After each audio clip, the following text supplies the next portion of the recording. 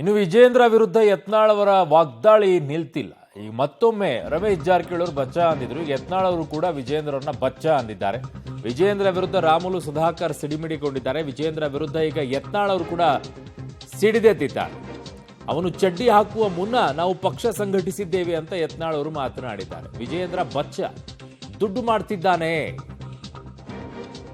ಅರುಣ್ ಸಿಂಗ್ ಹಣ ಮಾಡಿಕೊಂಡು ಹೋದ, ಅರುಣ್ ಸಿಂಗ್ ಹಣ ಮಾಡ್ಕೊಂಡು ಹೋದ, ರಾಧಾ ಮೋಹನ್ ದಾಸ್ ಪಕ್ಷಪಾತಿ ಅಂತ ಯತ್ನಾಳ್ ವಾಗ್ದಾಳಿ ಮಾಡಿದ್ದಾರೆ. ನಾವು ಇವ ಚಡ್ಡಿ ಹಾಕೋ ಮುಂದೆ ನಾವು ಪಕ್ಷ ಜಿಲ್ಲಾಧ್ಯಕ್ಷ ಆಗಿ, ರಾಜ್ಯ ಉಪಾಧ್ಯಕ್ಷ ಆಗಿ, ಕೋರ್ ಕಮಿಟಿ ಸದಸ್ಯರೇ ಕೆಲಸ ಮಾಡಿ ನಾವೆಲ್ಲ. ಬೊಮ್ಮಾಯರಾಗಲಿ, ಆರ್ ಅಶೋಕ್ ಆಗಲಿ, ಯತ್ನಾಳ್ ಆಗಲಿ, ಯಡಿಯೂರಪ್ಪ ಒಬ್ಬರೇ ಪಾರ್ಟಿ ಕಟ್ಟು ಅಧ್ಯಕ್ಷ ಆಗಲಿಲ್ಲ, ಮುಖ್ಯಮಂತ್ರಿ ಆಗಲಿಲ್ಲ. ನಾವೆಲ್ಲ ದುಡಿಮೆ ಇದೆ. ಈ ಬಚ್ಚನಿಂದ ಏನು ಕಲಿಬೇಕಾಗಿಲ್ಲ. ನಾವು ಏನು ಮಾಡ್ತೀರಾ? ಹೊರಗಾಗ್ತೀರಾ? ಎಷ್ಟು ಮಂದಿನ ಹೊರಗಾಗ್ತೀರಿ?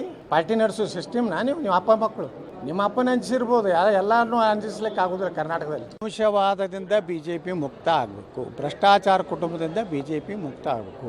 ಪ್ರಖರ ಹಿಂದುತ್ವ ಇರೋರು ಕೈಯಲ್ಲಿ ಭಾರತೀಯ ಜನತಾ ಪಾರ್ಟಿ ನೇತೃತ್ವ ಸಿಗಬಾರ್ದು. ನಂದು ಅಂಬೆ ಅಲ್ಲ, ಎಲ್ಲರದು 90% ಭಾರತೀಯ ಜನತಾ ಪಾರ್ಟಿ. ವಿಜೇಂದ್ರ ಯಡಿಯೂರಪ್ಪ ಕುಟುಂಬ ಸಾಕಾಗಿ ಹೋಗಿದೆ.